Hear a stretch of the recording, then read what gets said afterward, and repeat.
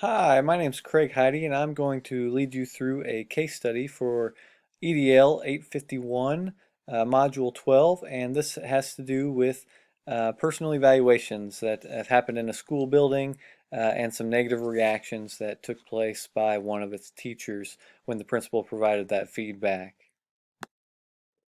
First, let me just summarize the case. A evaluation was completed by the school principal.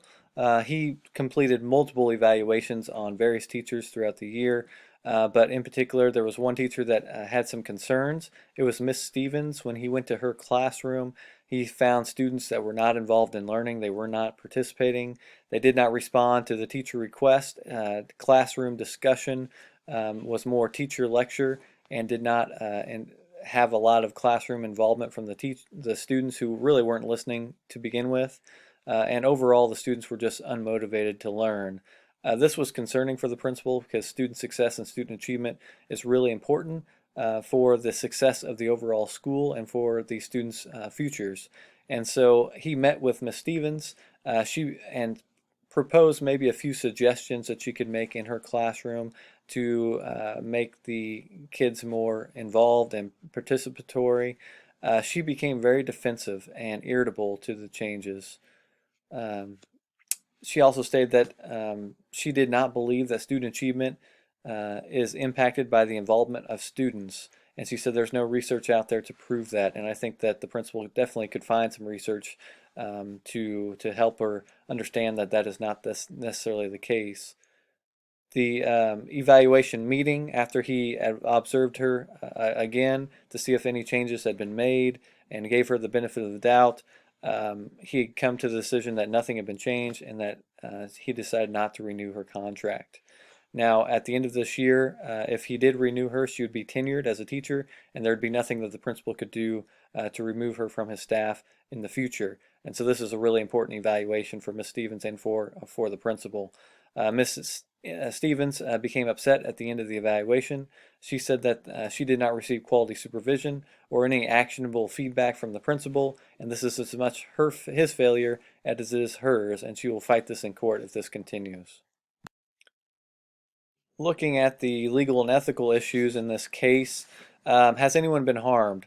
No one's really been harmed in this other than the students. Because the students have, when they go to school, they should have every right to achieve and be successful in their learning as much as possible. And that's really led by the teacher.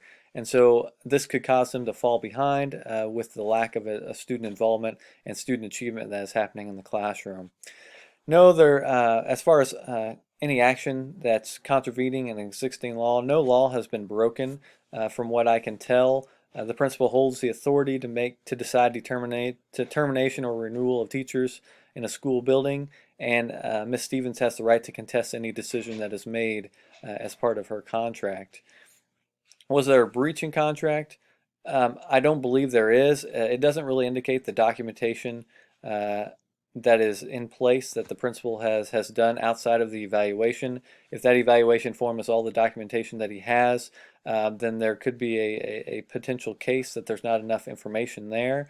But at this point in time, nothing states that in the case, and we are not for sure of the additional documentation the principal has.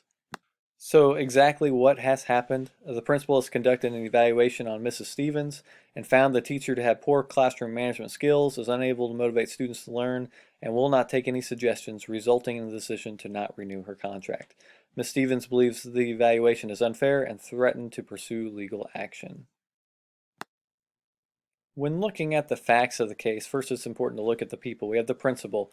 We have a lot of unknowns about all of these people, place, and programs, but the principal in particular, we don't know how long he's been there. We don't know if he has the support of the community or the district behind him, how the PTA or PTO is helping him out. So there's just a lot of unknowns. We know he's done lots of teacher evaluations this school year, and there was only one that really came back concerning, and he met with her one-on-one. And so that's what we know about the principal.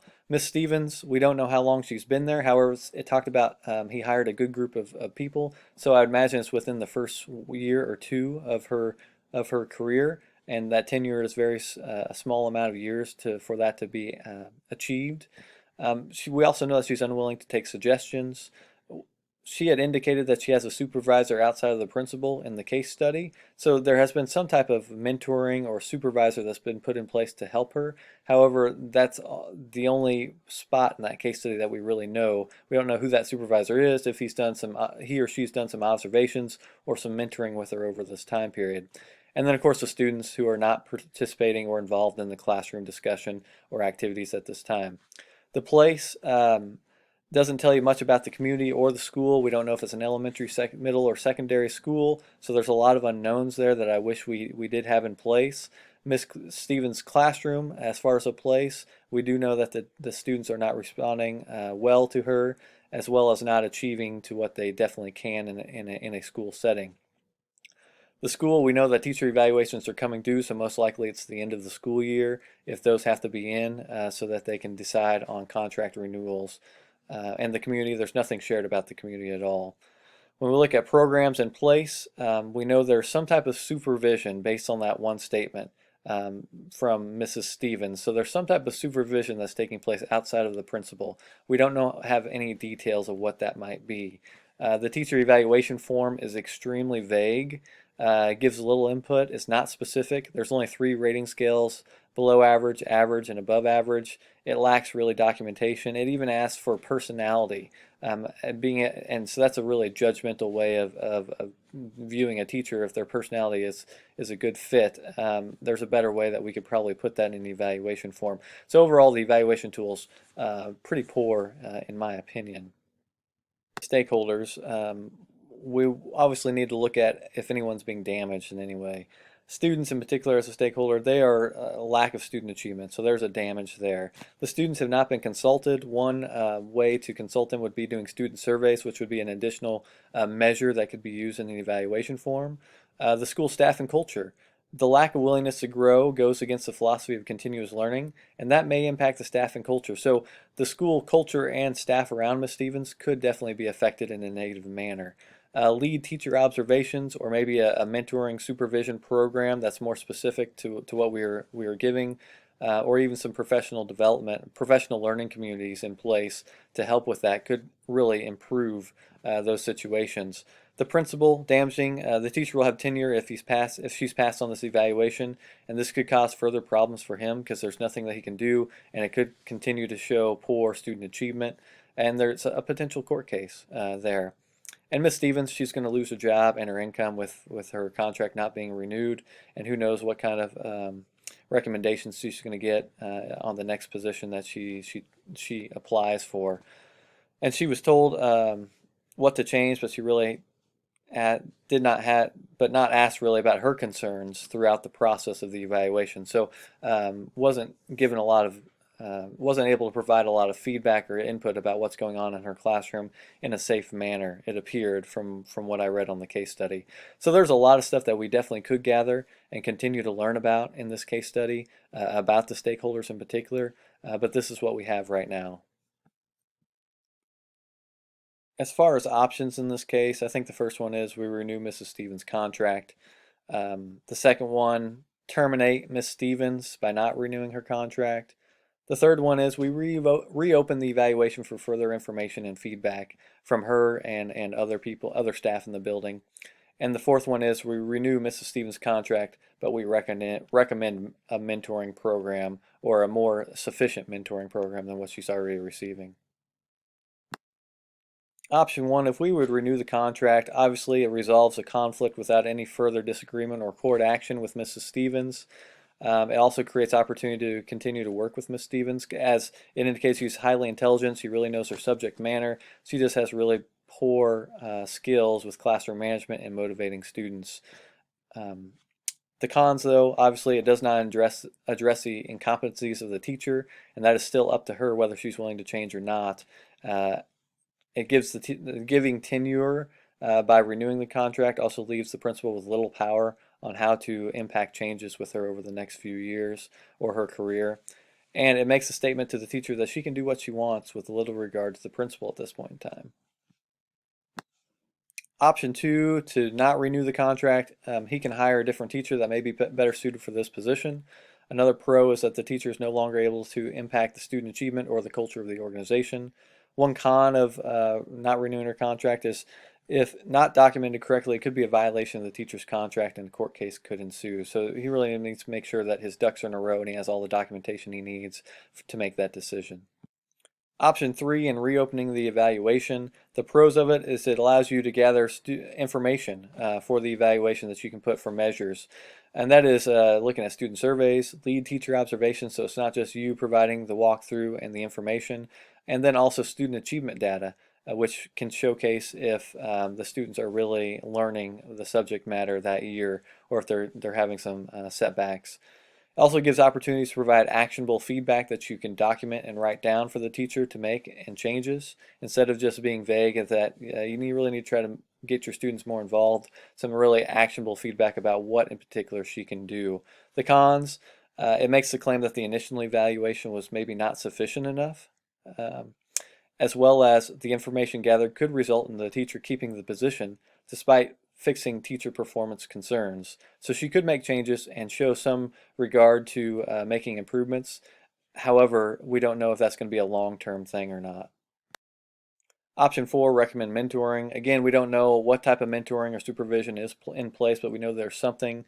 But it gives the teacher a mentor in particular to instruct and develop her on those skills that she's lagging. The cons, though, is that mentoring is a long process and it does not make immediate changes.